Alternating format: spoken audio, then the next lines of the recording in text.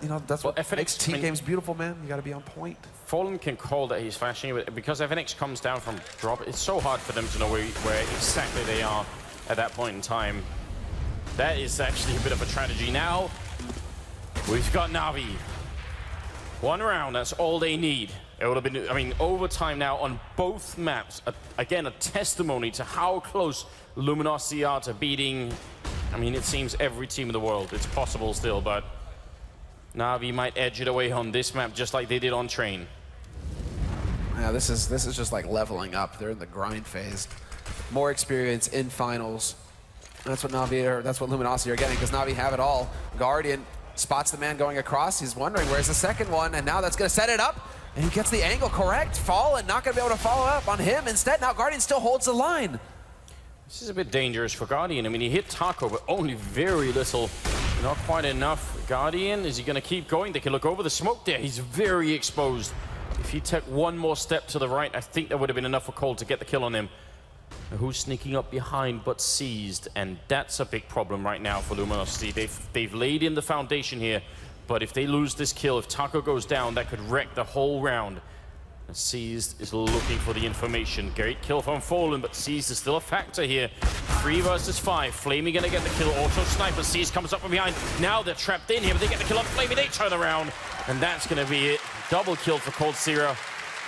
And 18 to 16. And that was the big buy, and Flamey just chuck away the Scar 20, never buy it again. I mean, you're so good with the rifle. I have no idea why he goes with the Scar 20 and then just has like no impact with it. He gets a kill there, but it's not enough. The aim is too good now with the AKs. These guys just come around the corner, and you know, if you don't hit that headshot or just boom, the first 2 shots to take them out, they will hit a headshot on you. Some smoke's being traded over at Plateau. But a very standard setup right here. Another 2 rounds for Luminosity, and we get a 3rd overtime in the grand finals, a 2nd on this map. And again, you could tell that it's just not easy. Any mistake, and Na'Vi are going to run away with it. You know, when the teams are so evenly matched, just the smallest error. And now Na'Vi, well, they still continue to maintain the stack on B, which is interesting. Despite the nades that are coming out here, Seized hasn't really seen anybody. He hasn't heard many footsteps either. And this could just be the one man. There's the flash. He turns away, dodges it perfectly, stops the first one, but Fallen is there to trade. And now that's going to force, that's the key kill right there. Fallen, him getting that kill on Seized forces them to actually rotate a man back over here onto the A site. And it's scary for Fallen. If he misses the shot, Seized could just keep spraying through the doorway and probably kill him. So a little bit of a worry then. Edward, in that corner that he's been in so many times already, and a couple of times he's had big results. And once they make the jump past here, are they going to be focused on Guardian? No, they focus on Edward. It's a clean kill. Taco, very good with the entries, and they need it right now. Guardian missing a shot. He repeats. Fallen is there, but Guardian a little bit quicker now. They're boosted up on the box again. 18 seconds left here. Taco taking a 2nd kill. They need more. Zeus and Flamey are still there, but now there's going to be a bomb plant as well, and this is looking very good for the terrorist side. Now it comes down to Flamey just going ham again. Zeus and Flamey, the last 2 alive. Zeus up close. He's been consistent getting kills so far in this round of overtime. And Flamey, he's going to walk right into Taco, the man who annihilated Guardian. And there you go. Flamey gets the timing right. He gets the 2nd one as well. And now the last man is on the plateau. This is it, the moment for Na'Vi. Can they actually lock it out? There's the spray. Flamey with the triple. And Na'Vi will be the DreamHack Leipzig champions. 2-0, 2 overtimes, but they get the job done in the end. What a game. 36 kills for Flamey on the first match, 33 on the second. And there we have it.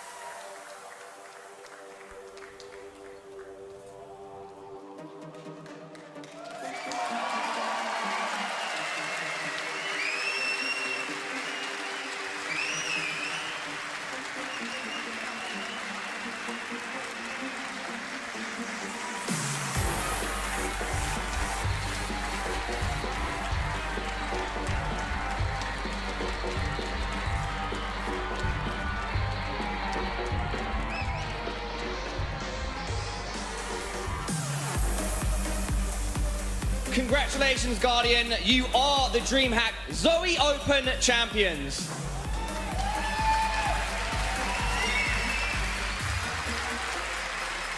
Two very close maps, both overtimes. Was it as intense as it looked from the outside?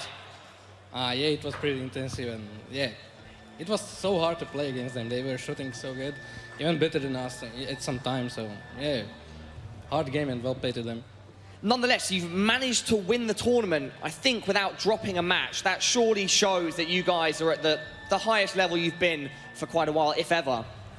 I would say it's second time in our history. First was IME San Jose. So yeah, it feels great, but yeah, we made so many mistakes we have to fix until the next event. So yeah, it feels good, but yeah, we are happy. It did seem like a lot of moments in this match were decided just by some crazy plays, a bit of luck, some mistakes on either side. Do you think it could have gone a different way had maybe some rounds turned out differently? Yeah, it could go the other way, but we had Flamey in this game. He was the MVP of the finals. I think my performance wasn't that good, but we showed team game and we won as a team. So then for you, would you say Flamey was the guy that really brought you guys through this final? Yeah, Flamey was the key player in this finals. At the same time, it did seem like all of you were firing off on all cylinders, and for instance yourself, it seemed you won the battle this time against Fallen. I won't say I won the battle of individual players, but yeah, I won the battle as teams. But yeah, I would say he shut me down in the finals. Interesting. All right, well, if you've got any final words, now is the time to say them. Thank you for everyone coming here and watching the finals and cheering for us. Yeah, thank you, and see you next event. Congratulations, Guardian. Congratulations, Na'Vi. Commiserations to the LG boys. That is it from us on the stage.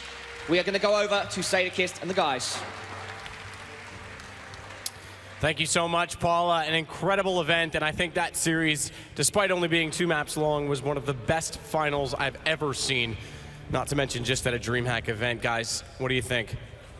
Well, we got what we asked for, an absolutely amazing finals. Over time, they upped that average that they've had going into in the previous meetings. And I think we got to see what we wanted to see as well, 2 teams making tactical adaptations as we're going along, and that was extremely cool to see. Easy prediction, Navi 2-0.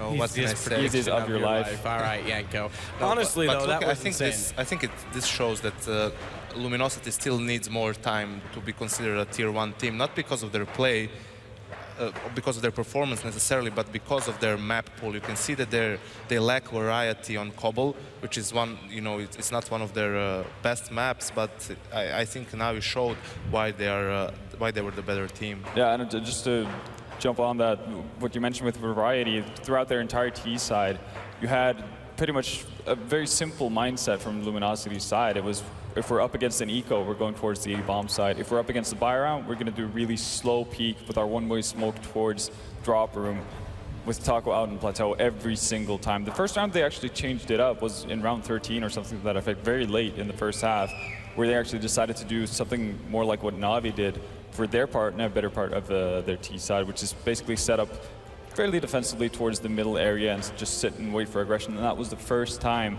you ever saw anyone from Na'Vi on that A-bomb side push aggressively, and it was seized to get caught out, which finally actually gave Luminosity an opening they can work with, because up to that point they had been struggling. Even though they got 10 rounds on their T side, a lot of that was because they won the pistol, and they won, they managed to really mess up the economy on Na'Vi's side. We didn't see Guardian with Nav all that much on their entire CT side, which is obviously going to hamper them, knowing how much he means to them. The crazy aspect of this cobblestone, again, was for the 3rd straight time that we've seen Na'Vi on it. They only accumulated 5 round CT side, and it was, again, one player that stepped up. However, it wasn't Guardian this time. It was actually, I think, C's that was leading the way.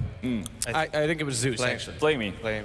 It was, one of the other guys, whatever. There's only 4 of them. I had a chance there. Never mind. I think it's really important to point that out. So Na'Vi won the series 2-0 without Guardian performing amazingly well. He played okay for his standards. He had a couple of good rounds with high impact kills, but he wasn't going super ham. It was Flamey who stepped up after that first half on Train. From then on, he played extremely well, was the best player on his team, and the others pitched in here and there. But yeah, as Guardian pointed out in the interview as well, he had an amazing series in the finals. I think Flamey was incredible, not to mention that 3K to end it off. Now, I think there was a little bit of nerves as well for Luminosity when they get in that situation. We saw two examples of it. One is they're all very hesitant. Now, they did the right thing in not peeking, but no one was in a good position to trade on Flamey. They were a little bit too spread out and individual. The other one was that peek from Fallen with the nade. I think that was a little bit overzealous, perhaps, when he tries to go for the flying. I mean, in all honesty, towards the end, you can see that Luminosity was running out of ideas, and they were getting a bit impatient. First, in the first round, I mean, we'll get to overtime, but you could see them, peaking as well. It was unlucky timings towards the end in that 3v2 setup. They thought no one moved to the left part of the block. That's why Taco had his back turned to that part, and the guy on the platform, I think it was Fur, he was watching, behind the platform and so on. But I feel we should start from the beginning when it comes to Cobble. I mentioned after Train that Luminosity needs to get off to a good start on Cobble if they're to have a chance. That's exactly what happened. Cold Zira showed up, had an amazing clutch round on the CT side to win the pistol round for his team. They got off to a 3-0 start. They managed to reset Navi after Navi won the first gun round, so they were 6-1 up at a point. And we also have a clip here that the way Navi started clawing back into it a bit, so we can roll it now. It was a round that actually Navi was in a 3v5 at times. So Zeus picks, he dies, another player dies, and they decided to gamble here. They decided to place all three of their players towards B, knowing if Luminosity goes A, they're gonna save. They go B, they might have a chance of winning the round. So you can see here they got lucky. Luminosity went with 4 of their players towards the drop area, and Navi had 2 players there. They win this round, and this round was extremely crucial because, as I said, it was 6-1 for Luminosity. On the scoreboard, you can see it was 6-2. So Navi just won a round before that.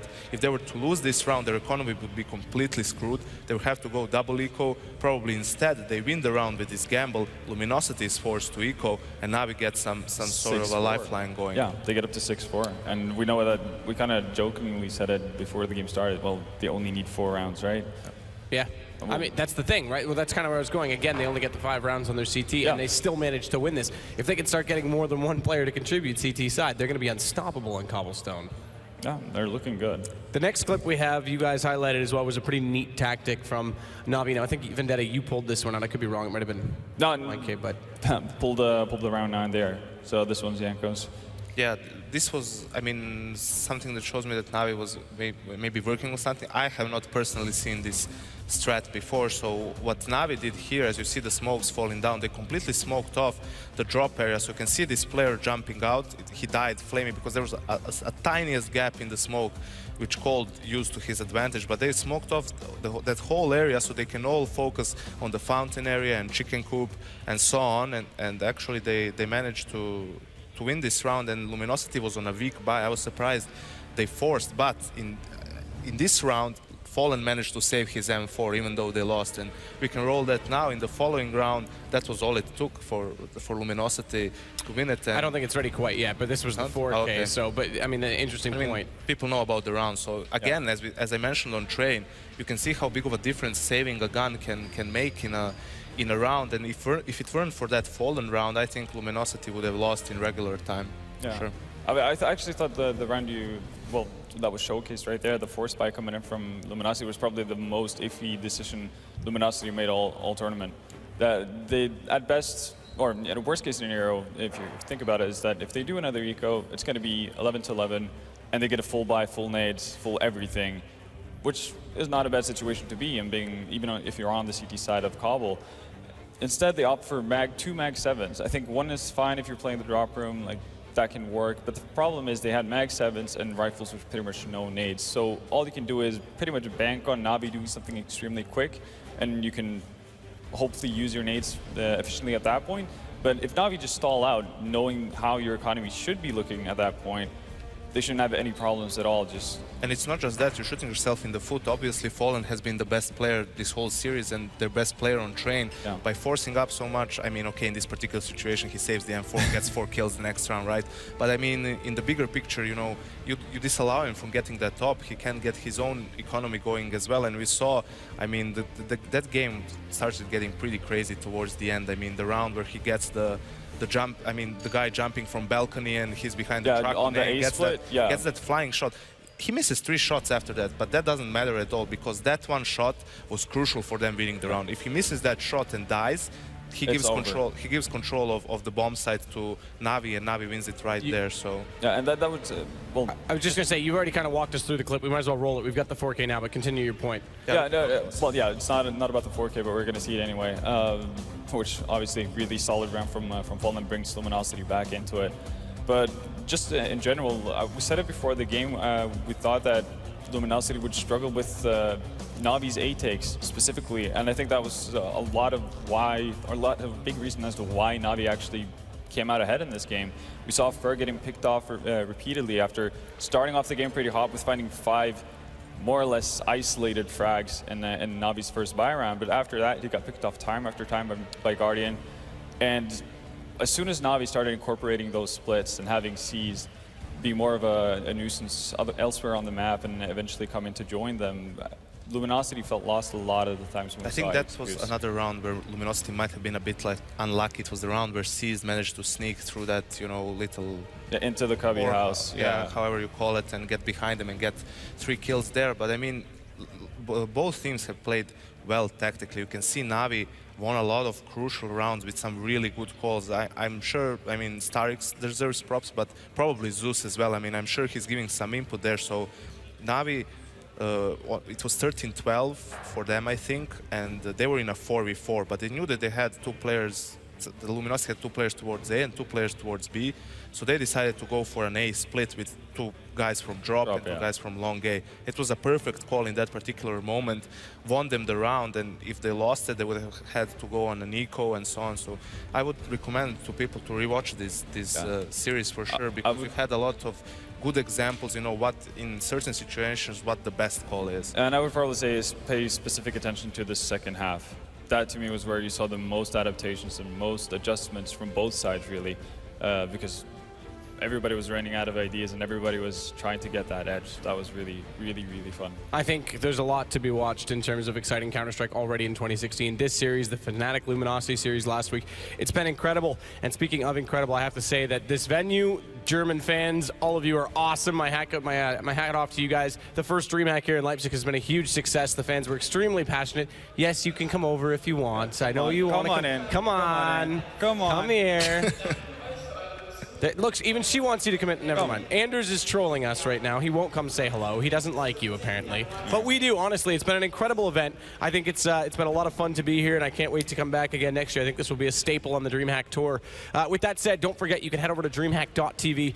Lots of stuff going on over there. Obviously, the streams are done, but there's still lots of interactions and giveaways and whatnot happening. And speaking of giveaways, don't forget about the Razer one, rzr.to/AWCPF, to win a blade, a mouse, and lots of other peripherals from Razer. And along with Razer, we have to thank Monster Energy, G2A, and of course Zowie for all of their support for the entirety of the DreamHack Open Series. With that said, guys, thank you so much. Navi are your champions, the first champions of DreamHack Open in 2016, and the first champions in Germany. But it was an incredible series to get us there, and LG, as always, showed up in spades. I have to give my salute to Dignitas and Mouse Sports as well. Great weeks from them. And this is just the beginning. Don't forget, the next time you do see us from DreamHack, we'll be at the Masters, a new format, 250,000 prize. Well, stop throwing things at me, guys. And that will be coming up in April. From all of us here at DreamHack, thank you so much. We'll see you again soon.